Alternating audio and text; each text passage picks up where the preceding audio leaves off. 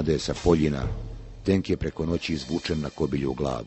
To je bio nezapamćen događaj za stanovništvo ulice Bušća i Kobilje glave koji su pokrivali tenk i tako dalje. Sa desetinama granata zarobljeni tenk, kojeg su prozvali Kobiljak, bio je neprocjenjivo blago našim borcima. Želim da napomenem da je tenk odmah prebačen na dio slobodne teritorije na Sokolju, odakle je spasio agresorske napade koji su se odvijali na području Stupa.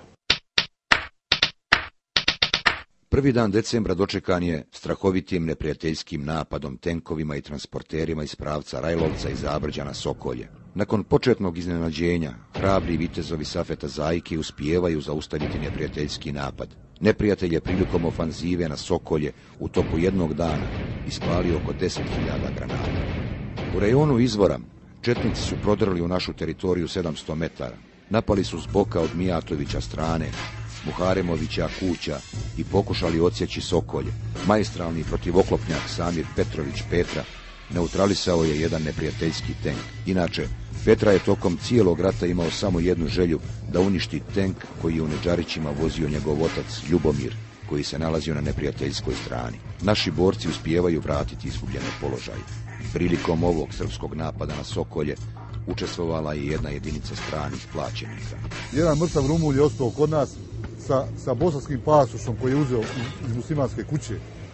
Kada su 1. decembra četnici žestoko krenuli na Sokolje i uspjeli da pomjere naše položaje, Safet Zajko je motorolom pozvao Smaju Šikala i rekao mu: Smajo, pade grad ako ne zaustavimo četnike na Sokolju.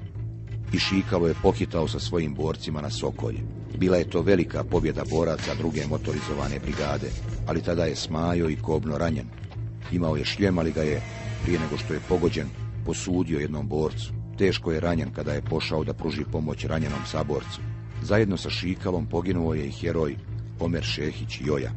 Iako je bio atletski građen, karatista sa crnim pojasom, rane koje je zadobio 1. dana decembra na Sokolju nadjačale su tog junaka iz Buljakovog potoka. Umro je 8.12.1992. godine. Nije primio zlatnog ljiljana, jer mu je dženaza bila 2 dana ranije na Šehidskom mezarju Kovači. Šikalo je rođen 1967. godine u Plužinama kraj Nevesinja. Sa 7 godina je ostao bez oca, pisao je pjesme, volio je Nisu, Gordanu i Aidu, bio borac za pravdu. Noć prije smrtonosnog ranjavanja ovaj junak djevojačke duše je napisao sljedeće stihove: Ne boj se, grade, mladosti mi moje, na braniku tvome svi heroji stoje. 2 dana prije pogibije ovaj kršni Hercegovac kao da je imao predosjećaj, pa je majci Melči rekao: Ne znaš ti da ću ti ja poginuti. Ponekad, neplanirano, stvari slijede jedna drugu u isto vrijeme. Neprijatelj je svim silama krenuo u napad preko Sarajevskog polja na Aziće i Stup. Valjalo mu je odvući pažnju na drugom frontu. Sefer Halilović je osmislio kako da zavara neprijateljske snage na Ilidži i Otesu. Bio sam siguran da mi možemo napraviti ono što se zove strategijsko iznenađenje. Noći ćemo voziti auta i vraćati se nazad prema Stupu da bi četnike prevarili da idemo, da oni misle da mi prebacujemo ljude i tehniku prema Stupu, a u određenom trenutku udariti prema Žuči, jer ko drži Žuč i dio Trbevića, tad je Sarajevo sigurno.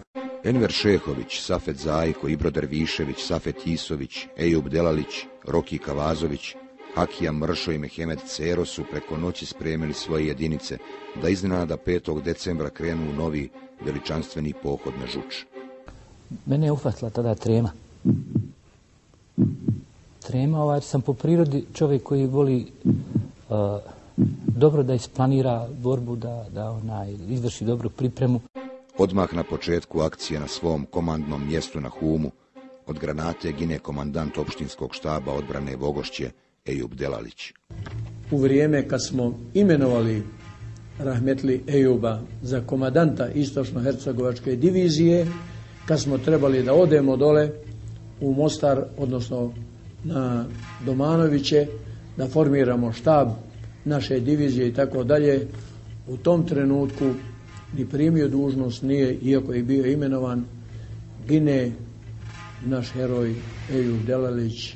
Isti dan, 5. decembra, ginu i čuveni heroji Hamdo Radonja i Zio Kajmović. Namalo prije Kote 850, dan kasnije, 6. decembra, gine još jedan veliki neustrašivi bosanski gazija, Fikret Kavazović Roki. Rođen je u selu Košotica na Romaniji, nadaleko mu ne bi ravno. On je poginuo, on je otišao od nas.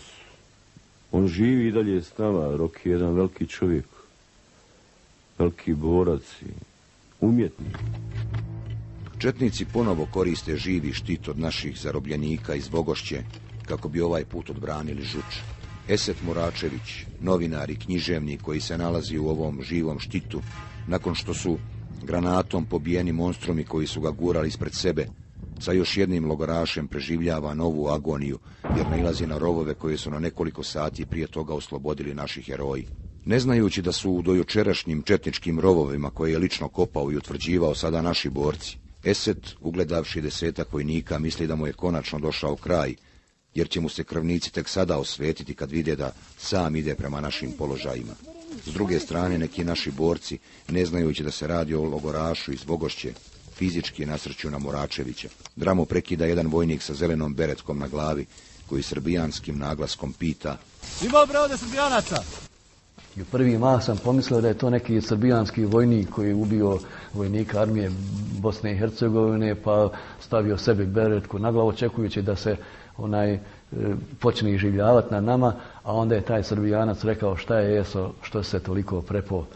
Tek tada sam prepoznao u tom vojniku Pericu Simonovića, harmonikaša.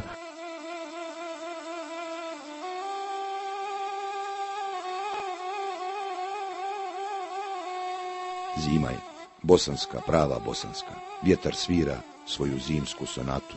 Prvi snijeg polako pada na gladni i izmučeni grad, dok ljudi po Sarajevu traže komad drveta da ogriju promozle ruke, dok se čeka u redu za hljeb, vodu, na brdu Žuč je počela oluja. Zima je, a niko je ne primjećuje. Heroji su žedni novih pobjeda. Krenula je operacija Jabuka, koja je bila šifra za deblokadu grada preko Vogošće. Tek sam sad postao svjestan jedne činjenice, da sam bio čovjek koji je sa svojom posadom imao čast da otpočne ples. I ne kažem slučajno ples, jer je upravo ova akcija počela komandom neka ples počne. Nekoliko dana traju iscrpljujuće borbe za osvajanje Kote 850. Diverzant Rudo Tomić danima pravi darmar među srpskim vojnicima i gine na malo prije cilja. U jednom od presudnih momenata bitke za Kotu, borac Rade Zoranović se dosjetio neobičnog psihološkog trika koji bi mogao pomjeriti neprijatelja. Ali ja sad razmišljam, da sam na onoj strani, šta bi to mene od muslimana, od Bošnjaka najviše uplašilo? Raditov trik je bio ključna moralna injekcija za većinu naših boraca. Na pamet mi je palo, oni se onoga tekbira najviše boje i evo to znaju moji svi saborci.